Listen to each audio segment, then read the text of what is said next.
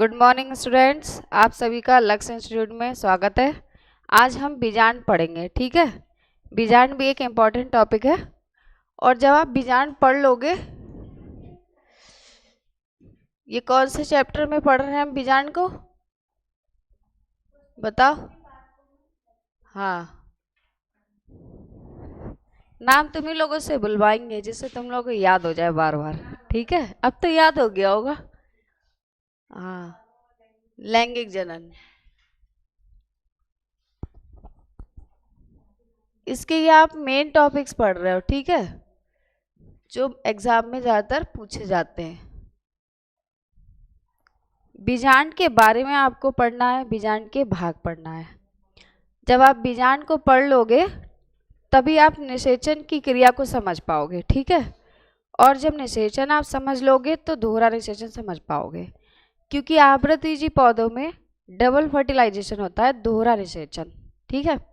जिसकी वजह से बीजा जो आवृतबीजी का क्वेश्चन आता है कि आवृतबीजी का भ्रूण पोष बताइए कैसा होता है, द्विगुणित होता है, आगुणित होता है, या फिर त्रिगुणित होता है, या फिर बहुगुणित, ठीक है। तो ये चीज़ आपको बतानी होगी। तो ये जब ही आप पढ़ पाएंगे, समझ पाएंगे, जब आप बीजांड को पहले पढ़ेंगे। तो आज की क्लास में हम पहले क्या पढ़ेंगे, आज क्या पढ़ेंगे? ए, बातें नहीं करो, इतनी ठंड में सुबह में उठ के आए हो तुम लोग, मैं भी आई हूँ। हाँ, यही तो की बात। हाँ हाँ, जब इतनी मेहनत करके आ रहे हैं तो पढ़ ले, है ना। इस क्लास में बीजांड को ध्यान से पढ़ो, आपको याद हो जाएगा। यही बहुत सरल शब्दों में पढ़ेंगे इसको, ठीक है। बीजांड को इंग्लिश में क्या कहते हैं? ओव्यूल है। क्या कहते हैं, क्या कहते हैं बताओ प्रियांशी, क्या कह रही थी? ओवे, ओवे, ओवे क्या है? ओव्यूल कहते हैं बच्चों, ओव्यूल, ठीक है। अब सबसे पहले हम बीजांड को पढ़ने के लिए हम बीजांड का डायग्राम बनाएंगे। सबको आता है या नहीं बीजांड का डायग्राम? बीजांड का डायग्राम आता है? ऐसे ऐसे क्या होता है बीजांड के? जो आप बीजांड का चित्र देखा है, हाँ, वो तो बाद में पढ़ेंगे, ठीक है। बीजांड का आप सबने चित्र देखा होगा, डायग्राम देखा होगा, ठीक है। तो उस डायग्राम का जो आकार है बीजांड का, वो कैसा होता है बताओ?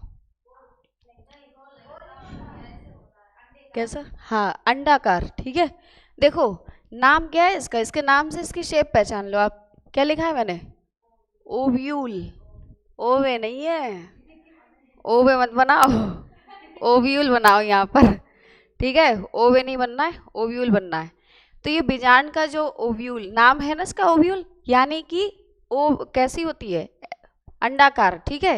एग शेप्ड होगा, जैसे अंडा होता है ना उस तरीके से। तो पहले मैं थोड़ा रफली डायग्राम बना रही हूँ, ठीक है। आप बनाएंगे इस तरीके से,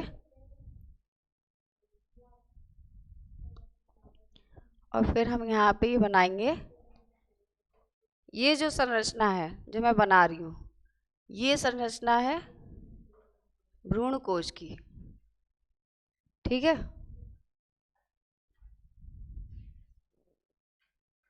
थोड़ा सा इस तरीके से बना लो इसे। अब ये जो भ्रूण कोश है,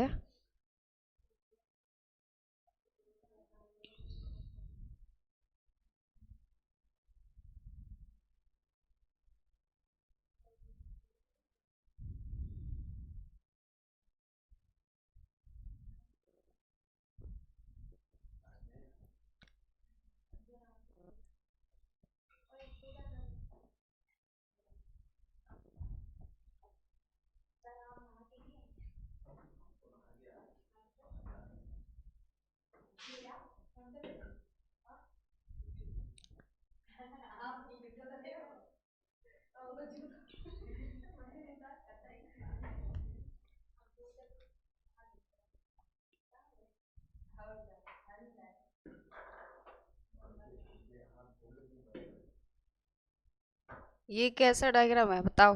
किसका डायग्राम है ये? बीजांड का। इसको थोड़ा सा कर लो।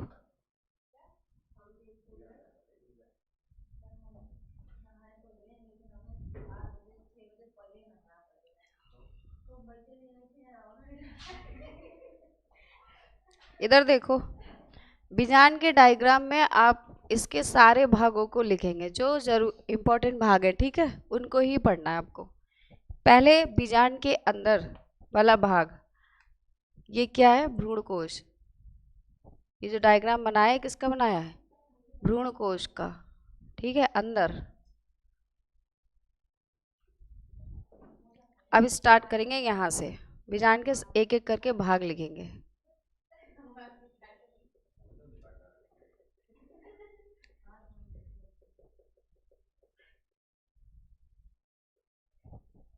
इसको कहते हैं बीजांड ग्रंथ। अच्छा ये बताओ, पुष्प के भाग पढ़े थे हम लोगों ने? नहीं पढ़े थे? पढ़े नहीं थे? याद करें? ये बताओ, पढ़ते तो सब कुछ है, याद क्या कर रहे हो तुम लोग? अच्छा, ये बताइए, पुष्प का व्रंत क्या कहलाता है? बताओ। अरे हाँ, व्रंत मतलब डंठल, बोला था मैंने, डंठल होता है जिससे हम फूल को पकड़ते हैं, ठीक है। जिस प्रकार पुष्प का क्या है? पुष्प व्रंत। उसी प्रकार यहाँ पे देखो, ये बीजांड का क्या होगा? बीजांड व्रंत, ठीक है। अब इस बीजांड व्रंत के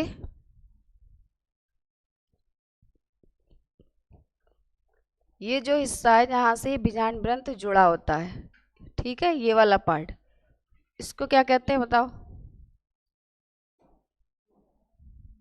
नाभिका।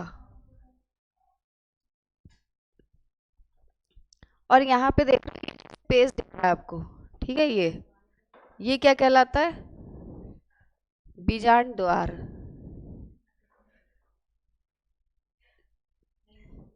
ध्यान नहीं दे रहा आज तुम लोग, पढ़ने नहीं आए हो लग रहा है। ध्यान दे रहे हो? तो बताओ फिर, ये वाला भाग बताओ क्या होता है? हाँ भाई, वित्ती, वित्ती कहाँ से आ गई? वित्ती इसमें नहीं मिलेगी। ये है निभाग, ठीक है। हाँ, और ये है बीजांड का न्यूसेलस। बीजांड काय, देखो, इसका निभाग का नाम बहुत इजी है, चलाजा, ठीक है। हाँ, इससे निभाग से कह दो कि वो चला जाए, निभाग अभी चला जाएगा, ठीक है। तो इसका नाम क्या है? चलाजा। बीजांड काय न्यूसेलस। बीजांड द्वार को क्या कहते हैं? माइक्रोपाइल, इंग्लिश में नाभिका, हाइलम। ये जो आपने भाग अभी मैं जो बता रही हूँ, इसमें मेन, इसमें जो मोस्ट इम्पॉर्टेंट है, जो आपके वेरी शॉर्ट हो या फिर आपका जो है बहुविकल्पीय प्रश्न हो, ठीक है, उसमें सबसे ज़्यादा पूछा जाता है बीजांड व्रंत जिस भाग से जुड़ा होता है वो क्या कहलाएगा? अभी मैं पूछूंगी, रुक जाओ तुम लोग, कोई बात नहीं, कुछ नहीं है उसमें, खाने का सामान नहीं है उसमें कुछ भी। हाँ हाँ, अब देखो, नाविका, नाविका भी पूछे, बीजांड द्वार और निभाग। बीजांड के और भागों को चाहे पढ़े या ना पढ़े, क्या पढ़ना जरूरी है? बीजांड व्रंत, नाभिका, बीजांड द्वार और निभाग, ठीक है। ये क्वेश्चन आपके एमसीक्यूज में बनते हैं। अब हम देखेंगे यहाँ पर, इसको कहते हैं रेफी, ठीक है।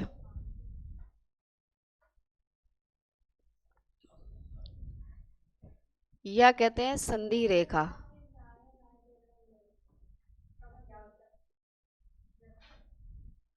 और ये है संवहन ऊतक।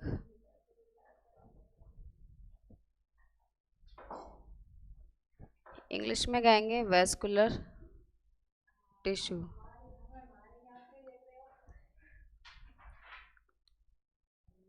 और ये है रेफी। ये जो डायग्राम है किसका है? एम्ब्रियो सैक का।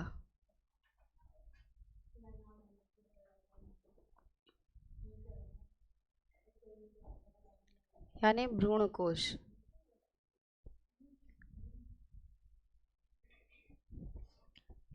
ये है अध्यावरण।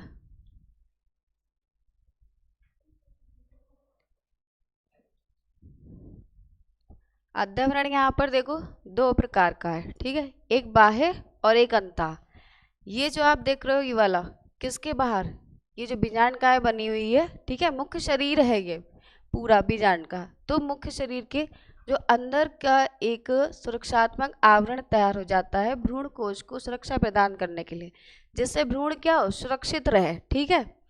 तो वो किससे, अध्यवरण से सुरक्षित रहता है, प्रोटेक्शन इसको किससे मिलेगा, अध्यवरण से। तो ये जो अध्यवरण है ये दो होंगे, एक तो होता है बाह्य, ठीक है, और एक, हाँ ये वाला जो है ये वाला, ये क्या होगा, अंतः। एक ही में लिख दे रही हूँ मैं, अभी समझाऊंगी तभी अलग अलग बता दूंगी, ठीक है। ये है आपके बीजांड की संरचना और बीजांड के भाग, इन्हीं भागों को आपको पढ़ना है बीजांड में, ठीक है। दो से पहले तो कभी लॉन्ग में आ जाता है 5 नंबर में, और या फिर आपको 2 से 3 नंबर में मिलेगा इसका क्वेश्चन। कभी कभी सिर्फ आता है बीजांड के नाम से नहीं, अधिक कहता है एनाट्रोपस की संरचना का निर्माण करिए, या एनाट्रोपस का चित्र बनाइए। तो ये बीजांड के आप प्रकार भी होते हैं, ठीक है, बीजांड के प्रकार पढ़ाएंगे तो बताएंगे। ये जो प्रकार है, ये जो टाइप है बीजांड का, ये कौन सा टाइप है, एनाट्रोपस टाइप है ये, ठीक है। ये आप बीजांड का एनाट्रोपस टाइप पढ़ रहे हो, जो 100 डिग्री 180 डिग्री उल्टा घूमता है।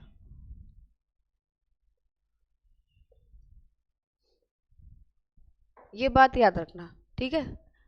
हाँ, इसका एक प्रकार होता है ऑर्थोट्रोपस। ऑर्थोट्रोपस में क्या होगा, ये जो बीजांड की आप संरचना देख रहे हो ये बिल्कुल इसके विपरीत हो जाएगा, ठीक है। ऑर्थोट्रोपस में इसकी संरचना विपरीत हो जाती है। फिलहाल प्रकार हम बाद में पढ़ेंगे, आज भाग पढ़ ले रहे हैं। देखो पहले तो बीजांड के बारे में पढ़ो थोड़ा सा। बीजांड अभी मैंने पूछा था कैसी संरचना है बताओ, हाँ अंडाकार संरचना है, ठीक है। और इसका रंग भी पूछा जाता है, कैसा होता है, श्वेत होता है, सफेद। बीजांड को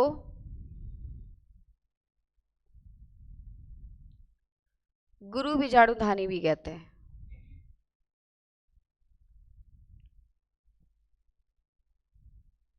गुरु बीजाणुधानी जिसे कहते हैं मेगा स्पोरेंजियम,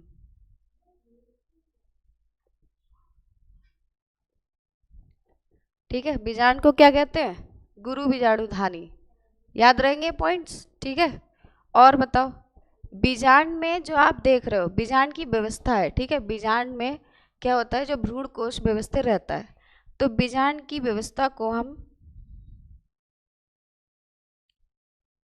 बीजांड की व्यवस्था बीजांड न्यास कहलाती है।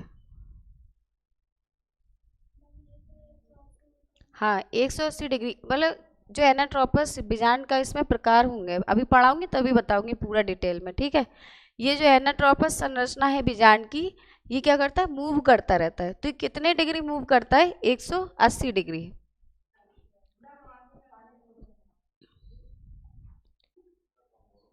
प्लेसेंटेशन कहते हैं।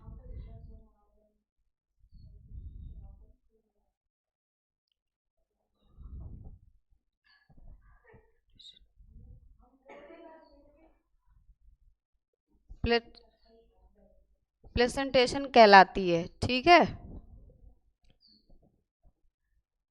बीजांड का चित्र देख के तुम लोगों को समझ नहीं आ रहा है, अभी मैं पूछूंगी, रुक जाओ टेस्ट लूंगी तुम्हारा, ये पढ़ा दूंगा बीजांड, आगे नहीं पढ़ाऊंगी बीजांड के भाग, पहले इसके बारे में पूछूंगी तभी पढ़ाऊंगी आगे, रुको जाओ अभी।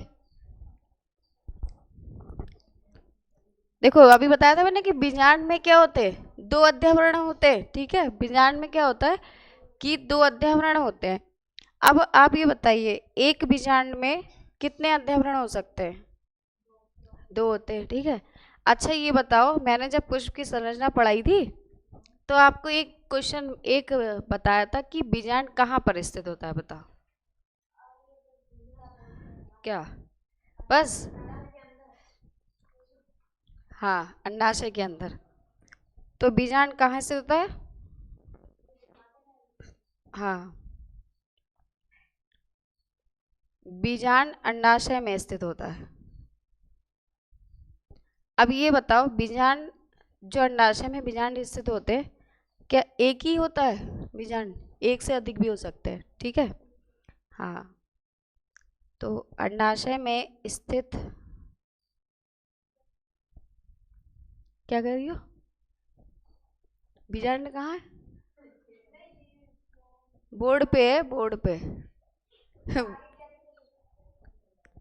तो मुझसे पूछ लो। अंडाशय में स्थित बीजांड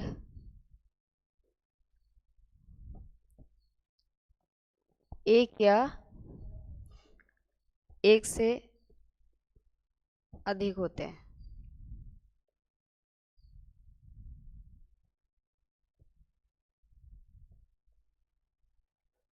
ठीक है, बीजांड समझ आ गया? क्या समझ में आया? चलो बताओ फिर। क्या बीजांड? बीजांड बीजांड की संरचना आप पढ़ रहे हो, ठीक है। बीजांड का आकार पता होना चाहिए, शेप पता होना चाहिए। लिखिए, क्या है ये? Egg shaped. अंडाकार है तो किसकी तरह दिखेगा? एग की तरह, ठीक है। बीजांड का कलर कैसा होता है? सफेद होता है। ये जो बीजांड हम पढ़ रहे हैं, ये बीजांड का कौन सा प्रकार है? एनाट्रोपस है। ये भी नोट कर लो। इस प्रकार के बीजांड को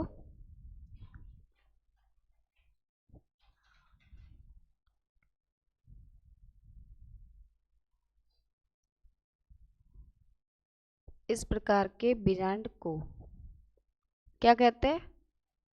एनाट्रोपस कहते हैं।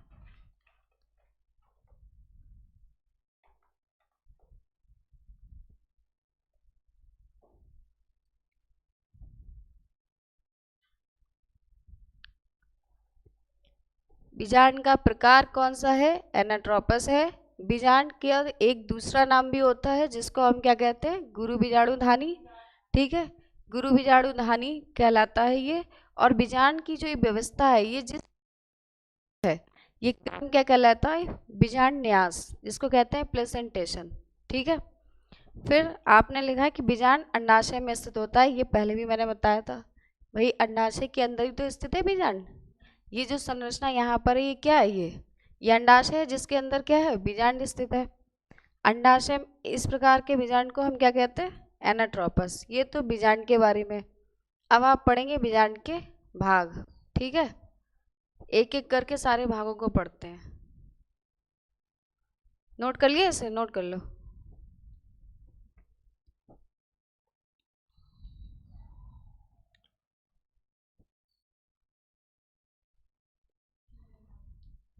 डायग्राम बन गया? याद हो जाएगा? कैसे? याद कर लेना, क्योंकि जब मॉडल पेपर कराएंगे फिर मैं पूछूंगी तुम लोगों से और बनवाऊंगी डायग्राम। क्यों? डायग्राम तैयार करो। डायग्राम, बायोलॉजी डायग्राम बेस्ड ही होती है। अगर डायग्राम बेस्ड ना हो तो मैं डायग्राम क्यों बना के तुम्हें बता रही हूँ?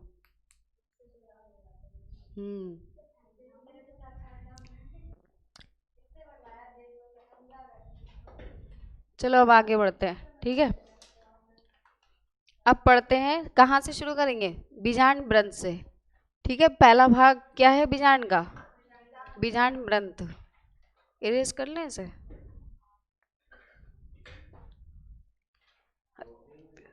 पॉज तो कर दो वीडियो।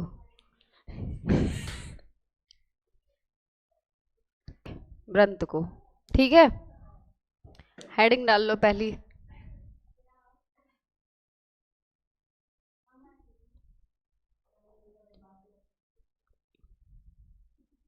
बीजांड ग्रंथ, इसका नाम नहीं बताया मैंने इंग्लिश में। पता है किसी को क्या होता है? बीजांड ग्रंथ को फ्यूनिकल कहते हैं। निकल नहीं है, फ्यूनिकल, ठीक है।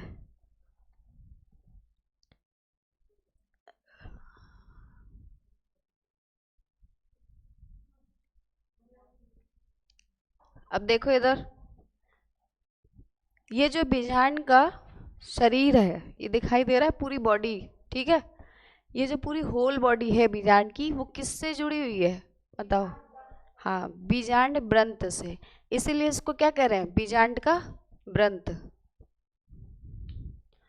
नोट कर लो पहला पॉइंट, यह बीजांड का ब्रंत है,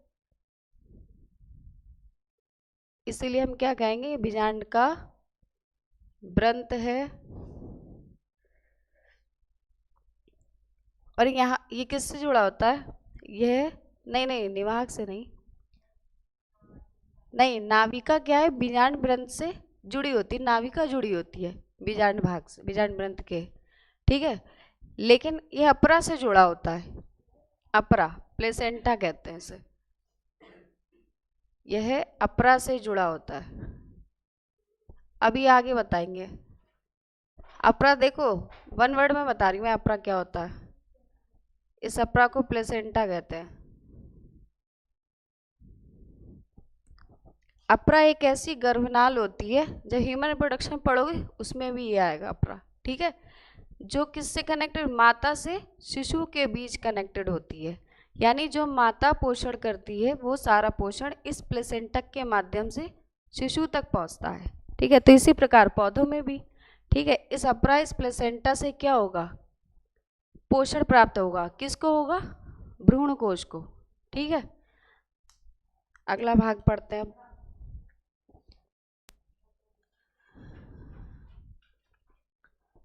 अब इसमें देखो, ये पोषण तो प्राप्त हो रहा है, ठीक है, लेकिन ये पोषण कौन प्राप्त करा रहा है बीजांड को, ये बताओ।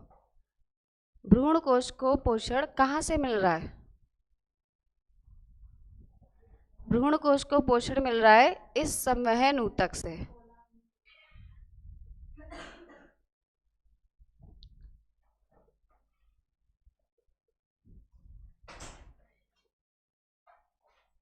Vascular tissue.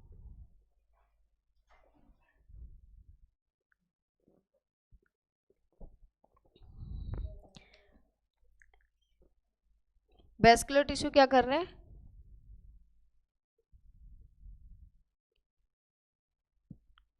बीजांड ग्रंथ को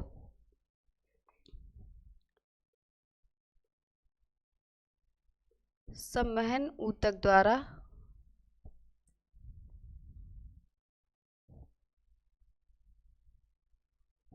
पोषण प्राप्त कराते हैं, ठीक है। इस संवहन ऊतक द्वारा क्या हो रहा है, पोषण प्राप्त हो रहा है, ठीक है। अब पढ़ेंगे हम नाभिका। एक सेकंड, नाभिका से पहले रेफी पढ़ो, संधि रेखा। संधि रेखा देखो क्या होती है,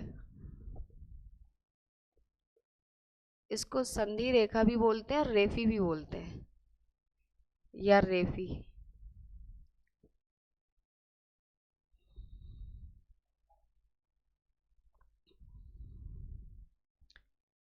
इसमें देखो रेफी क्या चीज है, ये आपको बीजांड की जो संरचना दिख रही है, पूरी डायग्राम दिख रहा है, ठीक है। इस डायग्राम में जो बीजांड है, बीजांड का सिर्फ ये हिस्सा है, ये जो आप देख रहे हो यहाँ पर, ये क्या है, ये वाली, ये बीजांड की अतिरिक्त वृद्धि है, किसकी है, बीजांड की है, लेकिन बीजांड में कौन से भाग की, ये पूछा सकता है, हाँ, कि बीजांड के उस भाग का नाम बताइए जिसमें अतिरिक्त वृद्धि होती है या अति वृद्धि हो जाती है, तो वो क्या कहलाएगा, बीजांड ब्रंथ, ठीक है। तो इसमें नोट कर लीजिए,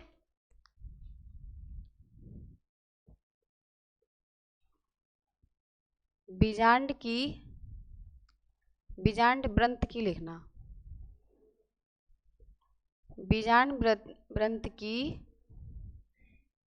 अति वृद्धि या अतिरिक्त वृद्धि को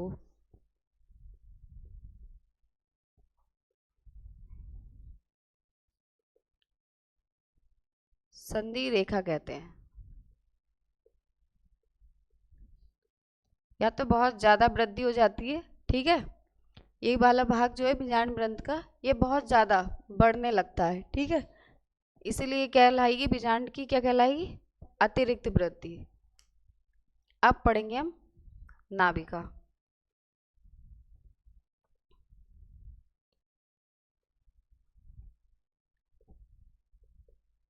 या कहते हैं इसको हाइलम, ठीक है।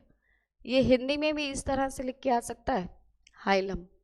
हाइलम क्या है, इधर देखो, ये बीजा अभी बताया ना मैंने कि बीजांड ग्रंथ से जुड़ा हुआ होता है नाभिका, लेकिन कैसे जुड़ा होता है, जिस जगह से या कहें जिस पॉइंट से, जिस भाग से बीजांड ग्रंथ जुड़ा हुआ होता है, उसी भाग से क्या जुड़ा होता है, नाभिका।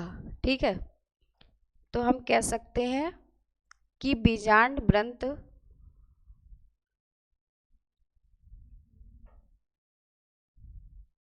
बीजांड का शरीर, ऐसे लिखो, बीजांड का शरीर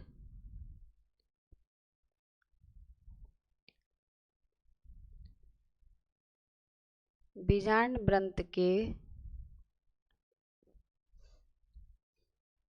जिस क्षेत्र या भाग बिंदु से जुड़ा होता है,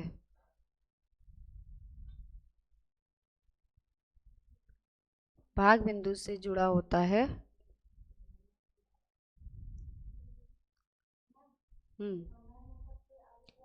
कहाँ पे, ये वाली, ये, अच्छा हेडिंग पूछ रहे हो, ये संधि रेखा या रेफी, वेस्कुलर टिश्यू, इंग्लिश में कहते हैं इसको वेस्कुलर, ऊतक द्वारा पोषण प्राप्त कराते हैं, ऊतक द्वारा है, द्वारा जुड़ा होता है। ठीक है, क्या कहलाएगा, नाभिका कहलाता है। बोर्ड पे ऐसी आती है राइटिंग।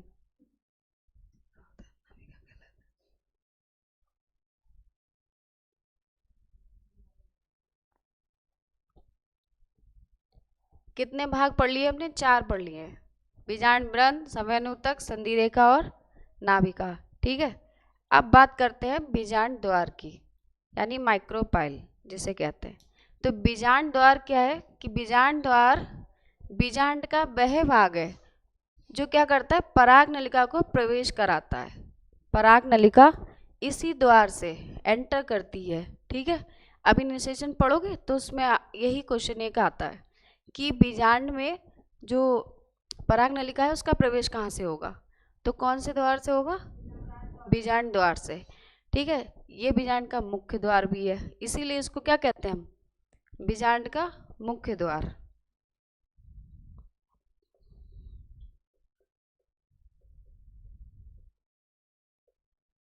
बीजांड द्वार, और कहते हैं इंग्लिश में माइक्रोपाइल।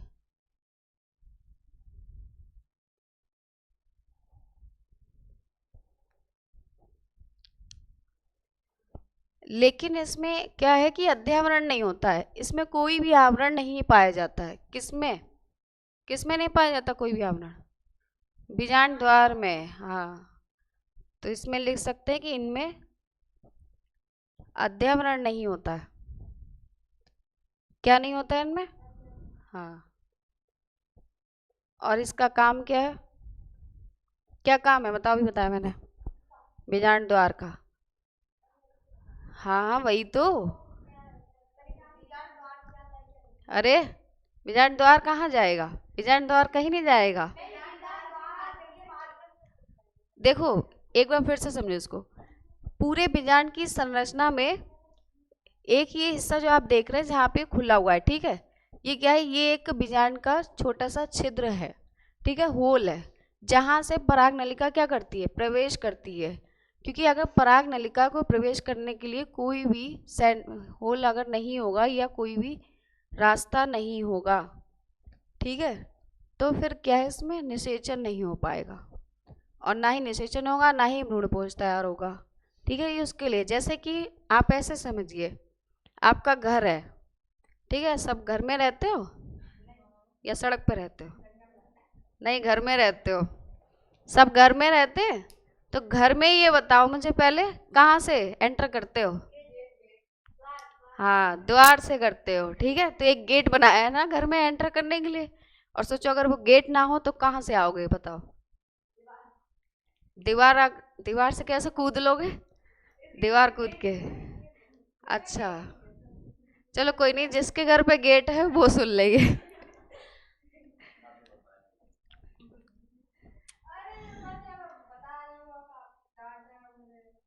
लिखो, ये बीजांड का मुख्य द्वार है।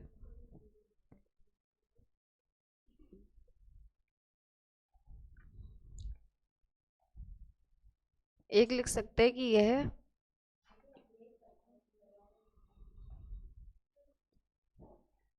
प्रवेश द्वार भी होता है।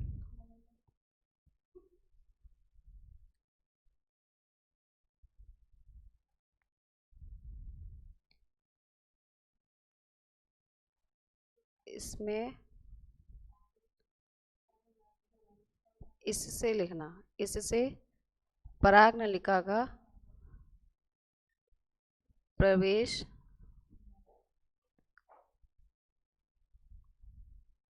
बीजांड में होता है।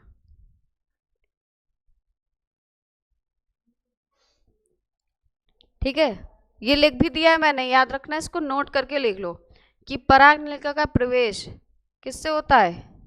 बीजांड द्वार से। ठीक है, इसमें पराग नलिका का प्रवेश बीजांड द्वार से होता है। लिखो, बीजांड नहीं लिखना है, बीजांड द्वार से होता है।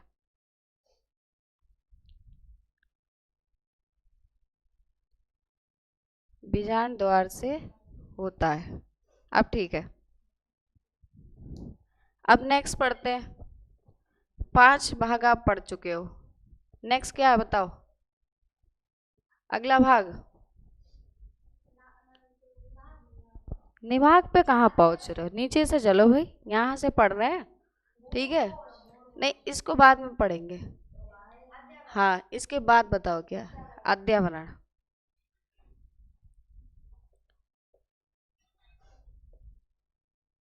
इसको क्या कहते हैं बताओ इंग्लिश में?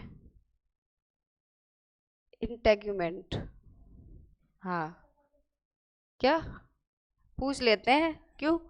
अब पूरी साल से पढ़ रहे हो, एक भी नाम याद नहीं कर पाए? क्यों नहीं कर पाए? मन लगा के पढ़ा नहीं।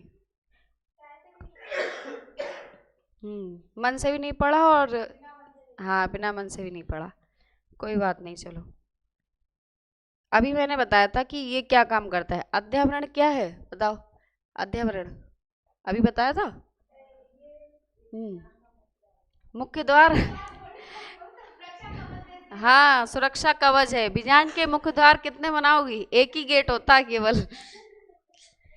ठीक है, हाँ घर में 2 बनाए जाते हैं। वो एक इसलिए होता है कि चोर आ जाए तो उस वाले गेट से बाहर हो जाओ, भाग जाओ। ठीक है, एग्जिट। हाँ, नहीं तो फिर तुम्हें अपनी जान भी तो बचानी पड़ेगी, वरना चोर तो तुम्हें ही मार जाएगा, फिर क्या करोगी? चलो ठीक है, तो पहले चोर को बुलाया जाए। लिखो,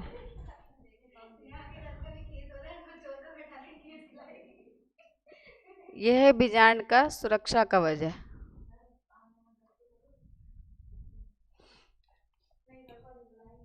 जल्दी से पढ़ लो फटाफट। बीजांड का सुरक्षा कवच है। अध्यावरण 2 प्रकार का होता है। हाँ, वो तो लिखा हुआ है। अच्छा ये बताओ, जिस बीजांड में बाह्य अध्यावरण होता है वो बीजांड क्या कहलाएगा? बाह्य। बाह्य अध्यावरण का मतलब है कि बाहर का आवरण। अभी बताया था कि बाहर की, जैसे कि अंडाशय में भित्ति बताई थी मैंने। ठीक है, कौन कौन सी भित्ति बताई थी बताओ? अंडाशय की भित्ति, हाँ बाह्य, मध्य और अंतः। ठीक है, तो उसी तरीके से बीजांड में क्या है? आवरण होते हैं। कौन से? एक बाह्य और एक अंतः, यानी जो बाहर का आवरण है।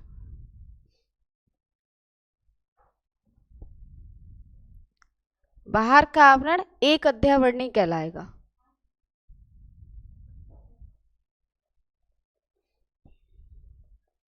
बाहर के आवरण को एक अध्यावरणी कहते हैं।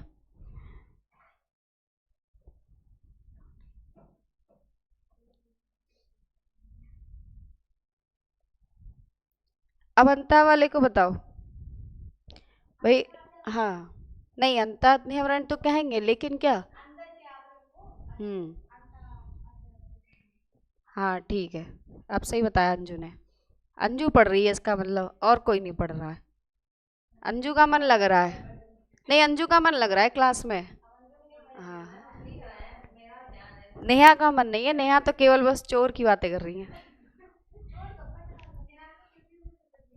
ठीक है, अभी देखते हैं किस किस का मन लग रहा है।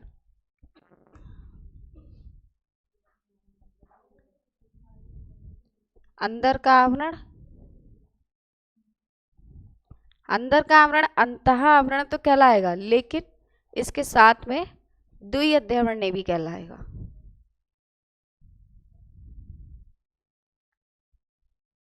द्विअध्यावरणी कहलाता है। ठीक है, 2 बच्चे हैं, फटाफट पढ़ा दें, जल्दी से करो। नोट कर लिया? नोट करा या नहीं?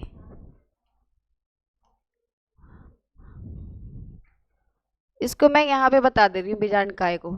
ठीक है, बीजांड काय क्या है? यह एक मृदुतक है। ठीक है, यहीं पे लिख दे रही हूँ, यह एक मृदुतक है।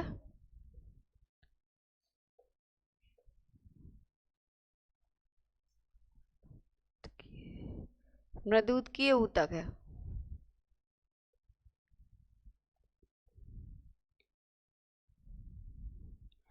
ये जो मृदुतकीय ऊतक है, इसका काम क्या है? बीजांड काय का इसका काम होता है भोजन को संचित रखना। भोजन को जब ये संचित करता है यानी स्टोर कर लेता है, तब क्या होता है? उसी भोजन को भ्रूणपोष को प्राप्त कराता है। ठीक है, वही भोजन किसको मिलता है? भ्रूणपोष को। तो दूसरा पॉइंट इसका लिख लो, यह भोजन को संचित रखता है। यह भोजन को अत्यधिक मात्रा में संचित रखता है। ठीक है, ज़्यादा से ज़्यादा में स्टोर करता है, अत्यधिक संचित करता है। अब निभाग को पढ़ेंगे। निभाग को भी मैं यहीं पर बता दे रही हूँ, हेडिंग डाल लेना। ठीक है,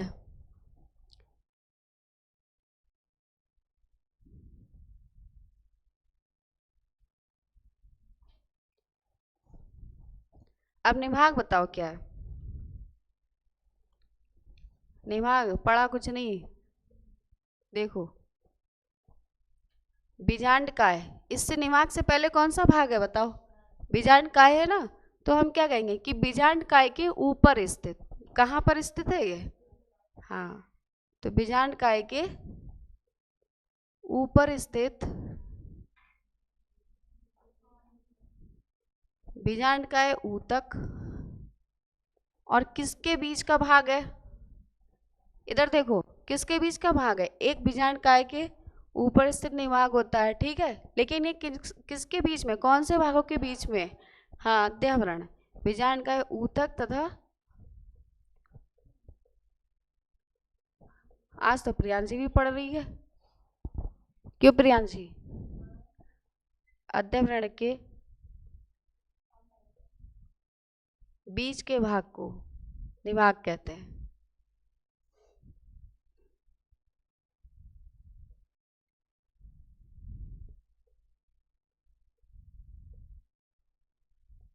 समझ आ गया? आज आपको बीजांड के भाग और बीजांड की संरचना समझ आ गई होगी, नहीं आई? आ गई। ठीक है, तो आज की क्लास को हम यही एंड करते। कल पढ़ेंगे हम एम्ब्रियो सैक, यही वाला जो मैंने आज छोड़ा है। ठीक है, भ्रूण कोश, क्योंकि ये बड़ा टॉपिक है और अभी ये हो नहीं पाएगा, इसलिए भ्रूण कोश के साथ में निषेचन पढ़ेंगे। निषेचन कैसे होता है पूरा फ्लो चार्ट के माध्यम से समझेंगे। ठीक है, आज की क्लास को मैं यही एंड करती हूँ, कल मिलते हैं एक नई क्लास के साथ।